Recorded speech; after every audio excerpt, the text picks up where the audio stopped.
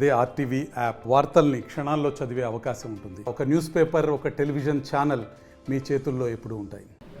Commissioner గారు, health officer గారి ద్వారా ఈ ట్రేడ్ లైసెన్స్ కట్టమని మాకు ఇచ్చారు. ఓన్లీ ఒక రోజే టైం ఇచ్చారు.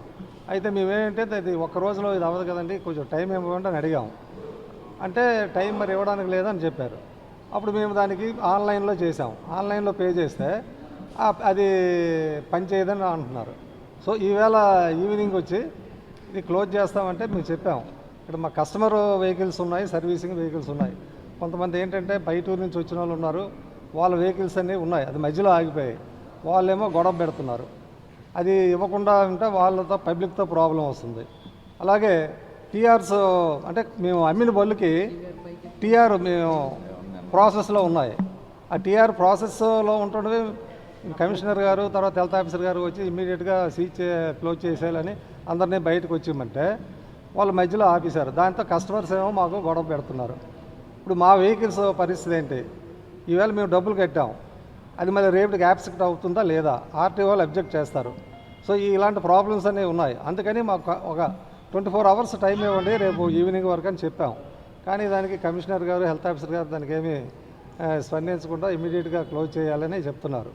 అలాగే మాకు సర్వీస్ వెహికల్స్తో పాటు లోపల ఎలక్ట్రికల్ వెహికల్స్ ఉన్నాయి, దానికి బ్యాటరీస్ ఉన్నాయి, ఐక్యూబ్ వెహికల్స్. ఆ బ్యాటరీస్ అలా వదిలిస్తే అవి ఎక్స్ప్లోడ్ అయిపోవడానికి ఛాన్స్ ఉంటాయి. ఎక్స్ప్లోడ్ అయిపోయిందంటే చుట్టుపక్కల ఇవన్నీ కూడా పెట్రోల్ వెహికల్స్ ఇవన్నీ ఉన్నాయి. దానివల్ల మిగతా చాలా పెద్ద ఫైర్ యాక్సిడెంట్ అవ్వడానికి కూడా ఛాన్స్ ఉంది. మరి ఈ విషయాలన్నీ చెప్పాము, కమిషనర్ గారికి చెప్పాము, హెల్త్ ఆఫీసర్ గారికి చెప్పాము. కానీ వాళ్ళు ఏమీ స్పందించలేదు. వాళ్ళు ఒకటే మాట, వెంటనే క్లోజ్ చేసేయండి, బయటకు వచ్చేయండి అంటున్నారు. సో మేమేం చెప్పామంటే ఈ వెహికల్స్ దీని తాలూకా స్టాక్ కూడా తీసుకోవాలి, ఏదైనా అయితే మేము అవన్నీ కస్టమర్స్కి మేము అంతా రెస్పాన్సిబుల్ కదండి అని చెప్పాము. దానికి టైం అడుగుతున్నాము. కానీ ప్రజెంట్ ఏంటంటే వాళ్ళు టైమే ఇవ్వట్లేదు. ఇమీడియట్గా క్లోజ్ చేయడమే మా వెంట పడుతున్నారు. మేము ఏదో కొన్ని కంప్లైంట్ చేయలేదు అంటున్నారు.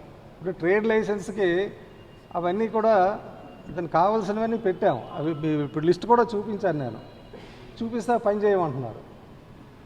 మరి పని చేయడం ఎలాగంటే దానికి ఇక్కడ లోకల్ సెక్రటరీ రావాలి, ఇవన్నీ రావాలి.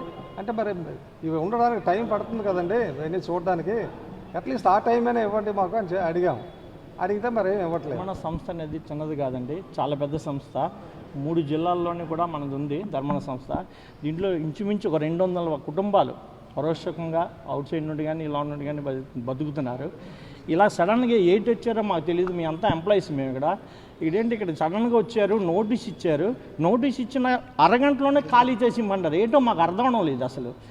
ఈ విషయాన్ని మనం చాలా పెద్దవాళ్ళకి పట్టుకుని వెళ్ళాలంటే చంద్రబాబు నాయుడు వరకుకైనా తీసుకుని వెళ్తాం ఖచ్చితంగా. ఎందుకంటే ఇక్కడ మేము 200 మందిలా ఇక్కడ బతుకుతున్నాం కుటుంబాలతోనే. వాళ్ళందరూ అయిపోవాలి. అసలు ఎందుకు ఇలా నోటీస్ ఇస్తున్నారు ఏం మాకు తెలియడం లేదు ఇక్కడ అసలు. మేమంతా చూస్తున్నప్పుడు ఇక్కడ చాలామంది ఉన్నారు, మాతో ఎంప్లాయీస్ ఉన్నారు, ఎవరికైనా అడగండి. ఇది మటు చాలా అన్యాయంగా ఉందండి.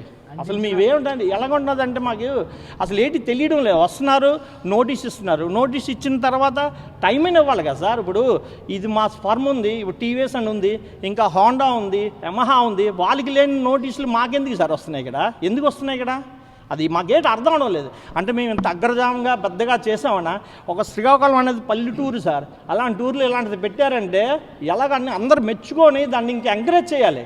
కానీ ఇక్కడ ఎలా చేస్తున్నారంటే మరి రాజకీయాలుగా చేస్తున్నారో ఏంటో మాకు తెలియదు. ఈ ధర్మణ సంస్థ అనేది శ్రీకాకుళంలోని, విజయనగరంలోని, వైజాగ్లోని అగ్రగామిగా ఉంది. అంటే 2 వీలర్ సెగ్మెంట్లోని ఇంత పెద్ద షోరూమ్ అనేది ఇండియాలోనే ఫస్ట్ ఇదండి. దీన్ని ఓరవలేక ఏదో చెయ్యాలని ఏదో తపనతో వాళ్ళు చేస్తున్నారని అనిపిస్తుంది మాకు. ఎందుకంటే మేము అంత పెద్ద మాటలు మాట్లాడకూడదు. కానీ ఇక్కడ చాలామంది ఇక్కడ పనిచేస్తున్న చాలామంది ఇక్కడ ఉన్నారు, చూడండి, అడగండి. ఇక్కడ ఎంత హోదా ఇక్కడ పనిచేస్తామంటే మేము గౌరవంగా ఫీల్ అవుతున్నాం. కానీ ఇంత అన్యాయంగా చేస్తారని అనుకోవడం లేదండి. అదేంటో మాకు తెలియదు. మీ అందరూ కలిసి మాకు ఒక న్యాయం చేయాలని అనుకుంటున్నామండి. మరిన్ని వీడియోస్ కోసం ఛానల్ ని సబ్స్క్రైబ్ చేయండి. లేటెస్ట్ అప్డేట్స్ కోసం వాట్సాప్ ఛానల్ ని ఫాలో చేయండి. అండ్ లింక్ డిస్క్రిప్షన్ లో ఉంది.